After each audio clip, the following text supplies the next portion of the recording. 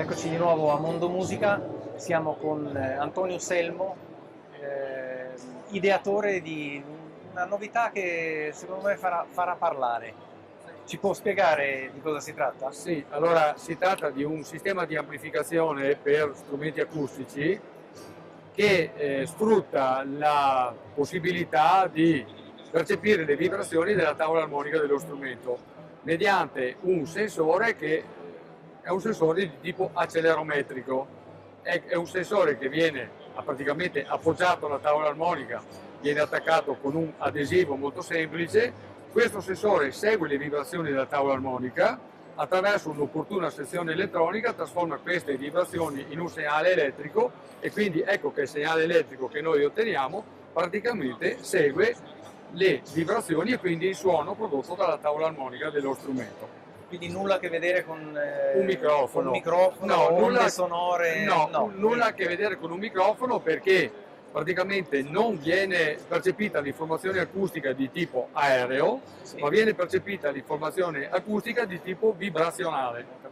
E chiaramente l'informazione che noi otteniamo non è uguale all'informazione che si avrebbe con un microfono, però bisogna tener conto che nello stesso tempo dà nuove possibilità e supera certi problemi. Se per esempio tipo agenti atmosferici, esatto, come il vento, se pensiamo per esempio al vento o pensiamo a tutte le problematiche del live dove l'amplificazione con microfoni è molto problematica perché bisogna mettersi a una certa distanza dal microfono, però l'intensità acustica varia col quadrato del reciproco della distanza, quindi basta una minima variazione di posizione, cambia fortemente l'intensità, e questo obbliga i musicisti a rimanere bloccati come degli stoccafissi quando suonano. Invece con questo sistema, dove il sensore praticamente è solidale con lo strumento, il musicista si può muovere tranquillamente. Questo è un vantaggio. L'altro vantaggio, come ha detto lei, è insensibile sostanzialmente a vento, rumori ambientali e così via. Un altro vantaggio è che potendo avere a disposizione un segnale tutto sommato di elevata intensità, non serve un'elevata amplificazione come con i microfoni, e quindi il grosso problema dell'effetto Larsen, che è sempre lì pronto a innescarsi, è ridotto al minimo.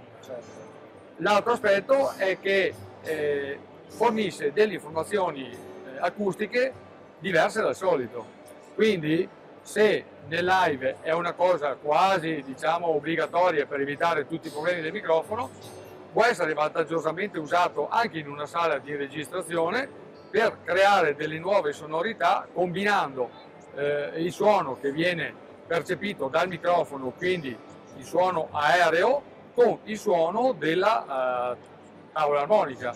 Quindi miscelando questi due suoni, ecco che possono nascere delle combinazioni sonore anche interessanti da un punto di vista applicabile a qualsiasi strumento. Allora, noi abbiamo fatto le prove su violini e la famiglia di violini. Abbiamo visto che quando il sensore è applicato in corrispondenza dell'anima della cassa armonica si hanno dei buoni risultati. Abbiamo provato con violini, viole, violoncelli e anche con contrabbassi, ma abbiamo fatto anche degli esperimenti con pianoforti, pianoforti a coda, applicando due sensori in due posti diversi dell'arpa in ghisa, e abbiamo fatto anche le prove con clavicembali, applicando i sensori su praticamente la parte esterna della tavola armonica del clavicembalo, uno sulla parte alta, uno sulla parte bassa.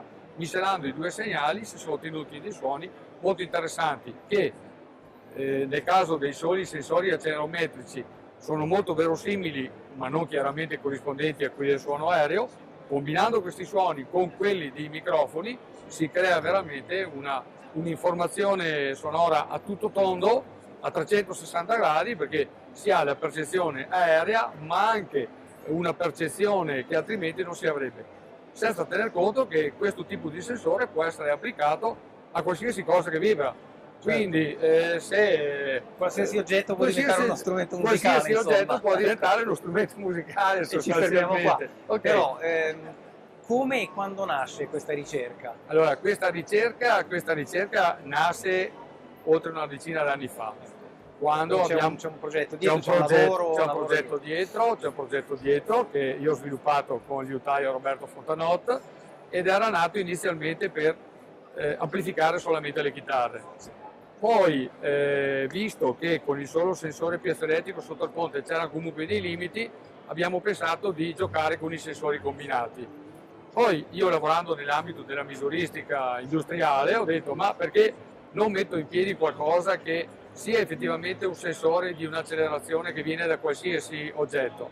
Ho applicato le mie conoscenze di misuristica industriale e aerospaziale per creare così un più oggetto, specifico, okay. esatto, per creare un oggetto che fosse sostanzialmente uno strumento di misura. Sì. Perché, se vogliamo, la filosofia a monte di questo sta nel fatto che se io voglio creare una trasduzione tra una grandezza fisica e una grandezza elettrica, la regola di trasduzione deve essere la più perfetta possibile, e a quel punto lì utilizzare tecniche di tipo musicale potrebbe non essere la strada vincente.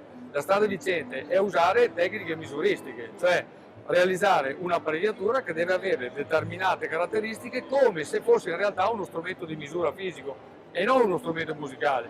Quando si realizza un qualcosa in cui le caratteristiche sono quelle tipiche di uno strumento di misura, beh, direi che automaticamente il passo per farlo diventare uno strumento musicale è già bello che fatto, perché si trasforma la grandezza fisica, che è la musica, in un segnale elettrico che è perfettamente corrispondente. Questa, se vogliamo, è la filosofia. Sono Giorgio Patrini, Product Manager della Hard Sound, seguo direttamente i prodotti insieme all'ingegnere e potete trovare ulteriori informazioni sul sito www.hard-sound.com oppure scriverci a info@hardsound.com e rispondiamo direttamente con il nostro customer service che vi segue per tutte quelle che sono le informazioni in merito ai prodotti e le necessità, sia che voi siate musicisti o liutai.